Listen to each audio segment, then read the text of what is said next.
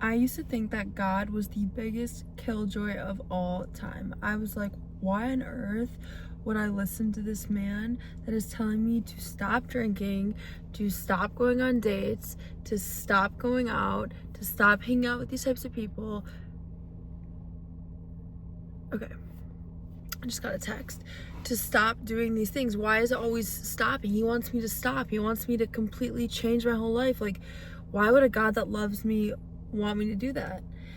And then I realized, why wouldn't a God that loves me want me to change my entire life? I was going down the wrong path. And the closer I get to God and the more that I deepen and mature in my faith, I am realizing that the best way to live is to listen to the one that knows it all. Listen, the Bible literally says that God knows the number of hairs in your head. He knows the number of days that you are living. He has written your story before you were even in your mother's womb. He has this life all planned out. He knows exactly how it's going to go. But here's the kicker, and this is the part that has tripped me up for a lot of time now, is we are given free will, but there's also a perfect path that God has intended for you. And unfortunately, a lot of people don't follow that path because they fall into the flesh. So when I started hearing from God more and I started hearing him saying, stop doing this, this, and this, I was like, such a killjoy. Why are you trying to make me lame and different from all my other friends? Why are you trying to take me out and make me different and isolate me? And now I'm realizing he's trying to protect me, and thank God I'm listening to him because he knows what he's doing. He told me to stop going on dates and stop doing these things because he is the perfect man out there for me, and I don't need to be going finding him on Tinder and Hinge. He's telling me to stop tracking my calories and stop weighing my food for the time being and stop tracking everything, because as much as I thought I was in control of these things, they were controlling me. He sees the bigger picture and he's constantly nudging us. So what we think is no fun, what we think is ruining our life, is quite literally shaping us for the most perfect plan that he has for us. So instead of thinking, oh my gosh, he's no fun, he's stripping away all this fun, you need to understand that God invented fun. God knows fun. But what we have created in this society to be fun is killing us. It's not fun. Sex before marriage and getting STDs and getting pregnant is not fun. Getting belligerently drunk and blacking out and not remembering your night and who you slept with and what you did and who you texted is not fun. I'm trying to think what other things. I'm drawing a blank. I thought I was on a roll. No, but like for me, the big thing was tracking food and binging and just having food control my life. That's not fun. And God sees what you're struggling with, but he is so gracious that he is going to put these ideas to take a step away from the things that are ruining your life. So instead of thinking so small-minded and thinking he's such a killjoy, he's ruining my fun, hello, he created the universe. He created you. He wants what's best for you. And I promise you, looking back, I can confidently say this at 11 months sober, it has been the best thing I have ever done. And I talk about this a lot, I know. Somebody commented like, oh, this is like your only personality. Don't care. God saved my life. Being sober saved my life. I'll talk about it all I want because it saved my life and I love it. And I want people to understand that alcohol is not what it's made out to be. It's not amazing. It's not fun. It's terrible. Especially if you had an addiction like I did. It's not inherently bad, but if it is abused, it is terrible. So when I first started my relationship with God, I truly thought, I was like, why is he putting all these rules in my life? I remember when I got convicted for listening to country music. I love country music. I still do. But when I was at that point, I was like, he is no fun. He doesn't even want me listening to this. What am I supposed to listen to? Christian music all the time? Hint, hint, now I listen to Christian music all the time and I love it. He literally changes your heart. So you need to be open, and you need to stop seeing it from such a small-minded perspective of, oh my gosh, he's taking away all my fun, and realize that no, what you think is fun now is going to be completely different if you allow him to change your heart. He knows what he's doing. If I can't explain it enough, he's the creator of the universe. And if you don't want to call it God, fine, even though I'm going to continue saying Jesus saves and God is real. If you want to call it infinite source power, whatever you believe in, that thing creates everything and is on your side and actually wants you to live the best life. So if you're getting whispers or downloads to stop drinking and to stop chasing after men, it is for the better, and you probably won't see it right away. But if you listen to that, if you follow those steps, it is going to show. It always shows. He knows what he's doing. And now, for so long, like I said, my only source of fun was smoking, drinking, having sex, taking it was all these temporary highs. Now my form of fun is pure authenticity, like going to the beach, going for a hike. Like, I love anything outdoors, to be honest. I also love adrenaline. I love roller coasters. I love jet skiing. I love all that stuff. That's my idea of fun. Here's the thing though, I can't go jet skiing every single day of my life. I have work, I have a life, I go to the gym. That's also my idea of fun. But before, my idea of fun was smoking a blunt every single night. Here's the thing though, God, we aren't supposed to have fun every single day of our life, okay? We are supposed to be at peace, and God wants us to be at peace and, have a steady emotion of, balance and hopefully joy, but we aren't supposed to be stimulated every single second of our life. That is not how we were programmed.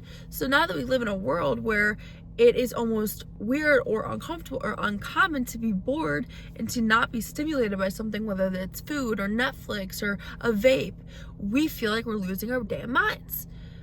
Sola. I've been saying, me and my sister have been saying sola when we swear now to catch ourselves because we're trying to stop. So, sola, because God took away swearing. Oh my gosh, God, why are you so not fun?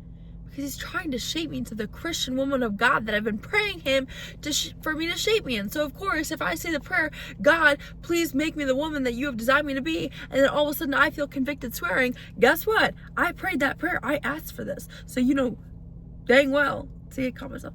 I'm going to listen to it. I'm feeling very energized right now, so I hope that you guys can follow what I'm saying. God is not a killjoy. God created joy. God created fun. God created laughter. And all these things that you think he's taken away from you are actually just going to add something. I promise you. Like, I'm going to get really deep. I don't even care. My 18 subscribers, I love you all. If somebody's watching this that's not a subscriber, hello. I'm going to be very honest with you. Maybe I shouldn't be that honest. If my mom and dad are watching, turn off right now, mom and dad. I am saving your ears. I used to find, I'm going to stop talking. No, I'm not.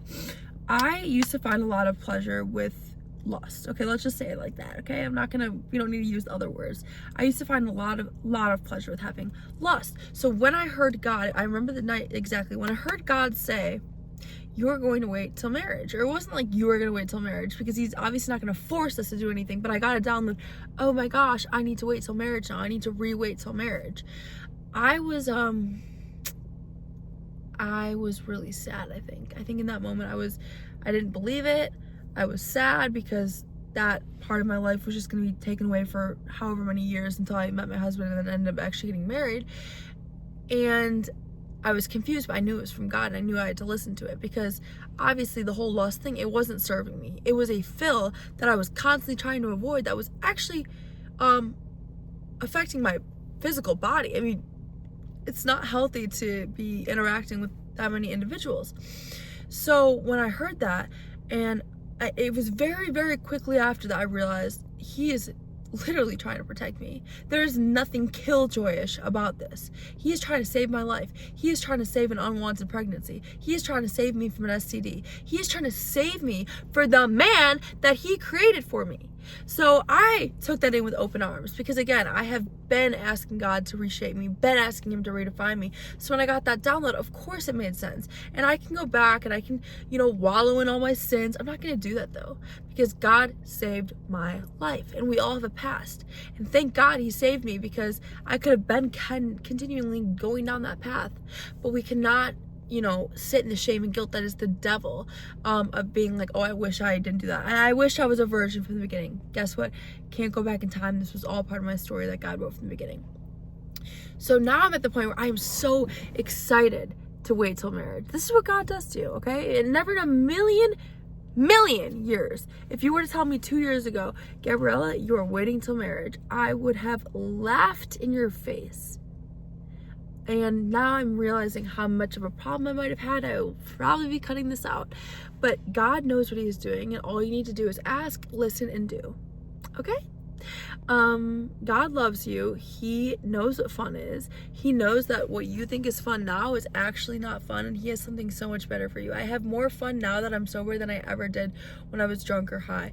And granted, I do miss it sometimes. The flesh is still weak. I still think about it sometimes, but it's not enough to go back, that's for sure. It's like I'm mourning my old self, I guess, in a sense, because that was how I lived for so many years, and then all of a sudden one day I just completely changed pretty much overnight, and I just started listening to everything that God had for me. But I will say that now I have more peace in my heart and a hole that has become more filled with Jesus, that I've given all that stuff up.